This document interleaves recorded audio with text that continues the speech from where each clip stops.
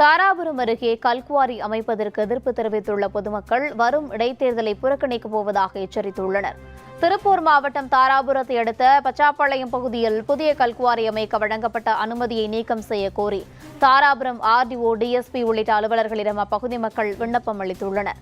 இந்நிலையில் புதிய கல்குவாரியில் வெடி வைக்கப்படுவதால் ஏற்படும் அதிர்வுகளால் கால்நடைகள் மிரட்சி அடைவதால் வெடி வைக்கும் போது கிளம்பும் கரும்புகையால் சுற்றுச்சூழல் மாசுபட்டு நுரையீரல் தொற்று ஏற்படுவதாகவும் குற்றம் சாட்டுகின்றனர்.